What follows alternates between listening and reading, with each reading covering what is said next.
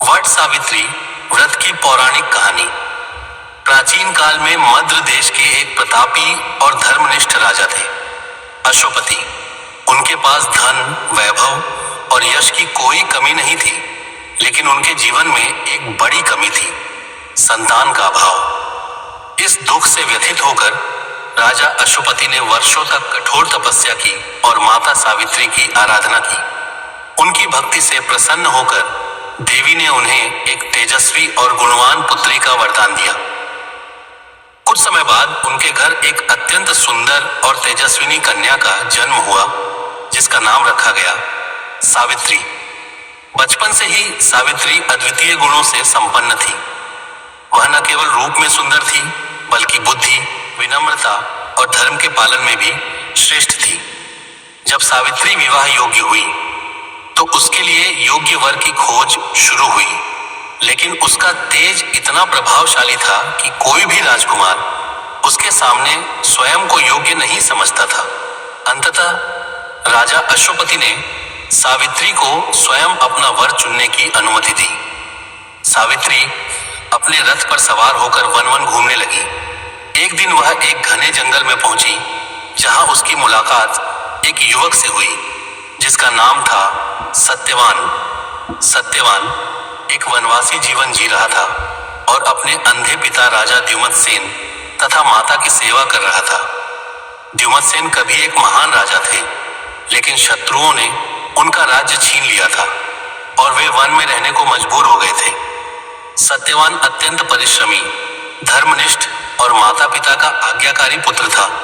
उसके गुणों से प्रभावित होकर सावित्री ने उसे अपने जीवन साथी के रूप में चुन लिया। जब सावित्री अपने महल लौटी और अपने पिता को अपने निर्णय के बारे में बताया, तो उसी समय महर्षि नारद वहां उपस्थित थे। उन्होंने ध्यान लगाकर सत्यवान के भविष्य को देखा और कहा, सत्यवान सर्वगुण संपन्न है, लेकिन उसकी आयु बहुत अल्प है।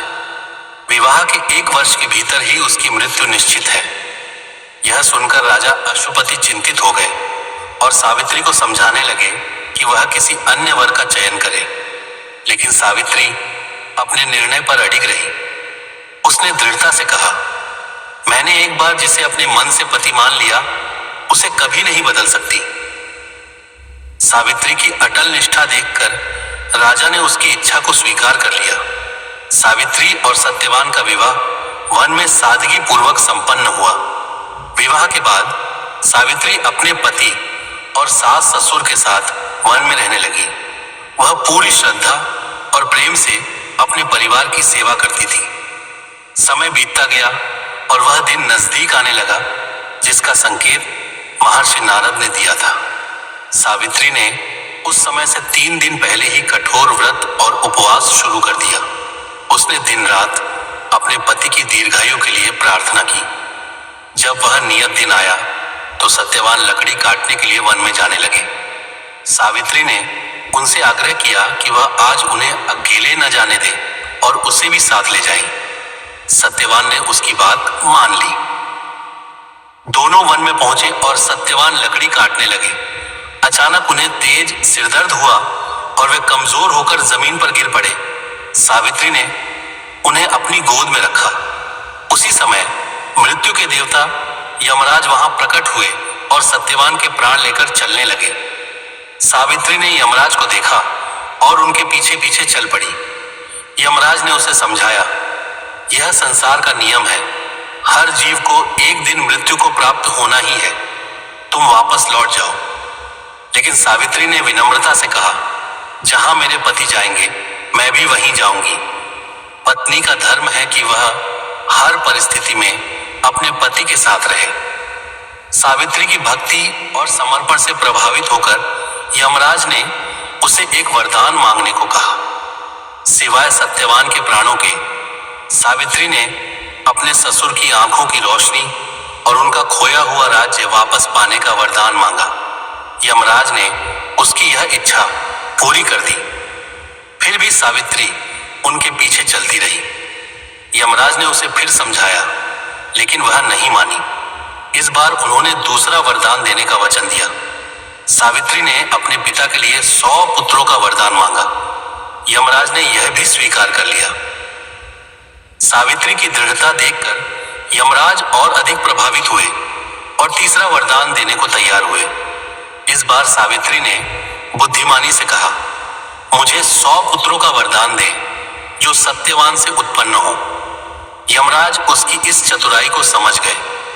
यदि सावित्री को सत्यवान से पुत्र प्राप्त करने हैं तो सत्यवान का जीवित होना आवश्यक है। अपनी ही वाणी से बंधे हुए यमराज को सत्यवान के प्राण वापस लौटाने पड़े। इस प्रकार सावित्री ने अपने अटूट प्रेम, निष्ठा और बुद्धिमत्ता से मृत्यु के देवता को भी पराजित कर दिया। वह अपने पति को लेकर वापस लौटी। उनके ससुर की आंखों की रोशनी लौट आई और उनका राज्य भी वापस मिल गया।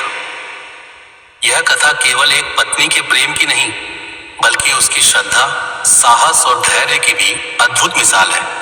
इसी कारण आज भी वट सावित्री व्रत बड़े श्रद्धा और भक्ति के साथ मनाया जाता है। इस दिन विवाहित महिलाएं अपने पति की लंबी आयु और सुख समृद्धि के लिए व्रत रखती हैं और वट, बरगद वृक्ष की पूजा करती हैं। वट वृक्ष को दीर्घायु और स्थिरता का प्रतीक माना जाता है। सावित्री ने इसी वृक्ष के नीचे अपने पति के प्राणों की रक्षा के लिए तप किया था। इसलिए इस व्रत में वट वृक्ष की पूजा का विशेष महत्व है। यह पौराणिक कथा हमें यह सिखाती है कि सच्चा प्रेम, अटूट विश्वास और दृढ़ संकल्प से जीवन की सबसे बड़ी बाधाओं को भी पार किया जा सकता है। सावित्री की कथा आज भी हर नारी के लिए प्रेरणा का स्रोत है और यह दर्शाती है कि सच्ची भक्ति में अपार शक्ति होती है। ऐसे ही और कहानी और कथा सुनने के लिए हमारे चैनल को लाइक, शेयर, फॉलो और सब्सक्राइब करें। धन्यवाद।